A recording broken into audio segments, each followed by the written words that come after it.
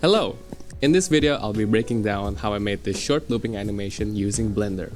This was a small project done over 1 week with the goal of improving my concepting skills as well as playing around with grease pencil. If you want to check the project out yourself, the blend file is up on my Gumroad. Link is in the description. So, as with any artwork, it's good to start with a rough idea, which will then be fleshed out through reference images, sketches, and concept art. I wanted to capture a sort of cozy vibe, like a quiet morning in a small Indonesian neighborhood, a pause in the midst of busy urban life. I pictured a scene of a quiet street where a porridge seller is taking a cigarette break. Once I had this concept in mind, I did some simple concept art, which was more like doodling whatever came to mind. I listened to a lot of Crayon Case while working on this project, and I find that it helps to listen to music that fits your vibe during this stage. Not all of the sketches ended up being used, but this stage was really helpful for getting out all the ideas and finding out what sticks and what might not. Then I made a board in PureRef to gather reference images. For this, Pinterest is pretty good, even if it's not the most neat experience. I also needed somewhat professional photos too, so I went to Unsplash for most of the street photography images. Next part was creating a blockout. Just some basic shapes to establish the composition and general lighting.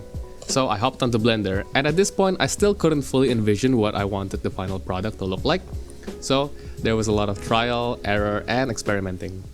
My main goal was to improve my concept work, so I allowed myself to be more free and to doodle whatever I felt fit the scene. I believe that practice makes better. Making the grobak was probably my favorite part. I'm quite fond of the final look. Modeling it didn't take too long, as it was just simple cubes inset and extruded. I purposely offset and nudged some parts of the mesh, so it's just slightly imperfect. It's not very noticeable, but you can sort of feel it. I then did a lazy UV unwrap and textured it with the help of the fuuuuuuuuuun add-on. The stylized brushstrokes were achieved using this brush pack from Craft Reaper's Gumroad. This method of texturing was surprisingly fast and straightforward, and it worked well for the look that I was trying to achieve. After I did the grobak main part, creating the other assets was really quick. I modeled some bowls, bottles, and jars. It's very crude up close, but it looks fine from the camera, and I think they add a whimsical sort of value. I used the same method of texturing using vertex colors as the base, and then overlaid it with some textured brushes. The fuuuuuuuuuun add-on is really great for this. I had difficulty approaching how to texture the background buildings. So to get a clearer picture, I imported my render into Krita, and then I painted over it with flat colors. Then I imported that paint over back into Blender as an image texture projected from view. This way, the flat texture that I painted reacts to the lighting in the scene. It helped me get a clearer concept relatively quickly. However, this was just for getting a better picture, and the final look was achieved using the same method that I did for the grobak. Painting over it in Krita was just for quick concepting. For the trees, I made around 5 tree variants using different methods until I landed on one that I liked. This one uses a simple geometry node setup to instance this one grease pencil object. I animated it procedurally using a noise texture. There are many ways to make a noise texture loop, but for this one, I just set the same keyframes for the start and end, then inserted some random keyframes in different XYZ values in between. For the porridge seller character, I first blocked him out in Blender's grease pencil, and it turns out grease pencil isn't very comfortable to sketch in, at least for me. So, to get a better picture, I drew 3 frames for him lifting the cigarette to his mouth in Krita, and then I imported that into Blender to use as my reference. I drew line art in grease pencil and spread out the keyframes. I added a noise modifier too. This stage is, I guess, the most tedious as it was really time consuming for me, but it was also quite fun playing around with the grease pencil effects and just how it works in 3D.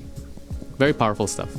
Originally, the plan was to have some children characters run in the background of the scene, but animating a run cycle proved difficult, and since this was just a small project, I decided to scrap the idea for background characters and just leave this one porridge seller guy. After that, it was time to render. I split each part into its own view layer so I could save on disk space and also have more flexibility in compositing. I rendered the background once, then rendered only the frames needed for the animated parts. For example, this grease pencil effects part only had around 48 frames, but I only ended up using 20 frames looped. This was my node setup in Blender. However, I wanted to composite in DaVinci Resolve for this animation, so I tried recreating this compositing setup in Fusion. I think it translated pretty well, as it was mostly just mixing the view layers over each other and adding some glare and color correction. Just keep in mind that working with many view layers might be heavier on your system. It does offer flexibility, but at the cost of GPU performance. My Resolve ended up crashing a few times, I don't know why. But I think the result was great and I had around 10 to 15 seconds of looping animation. Here is the final result. I'm pretty happy with how it turned out.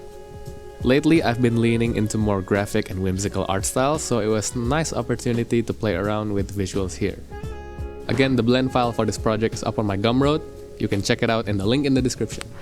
Also, as of making this video, I'm working on another animated short film with my friend that should be releasing either this month or next month in August. I hope you look forward to it. Anyway, that's about it. Thank you for watching. Hope you got something out of this breakdown video. I hope it inspires you to create.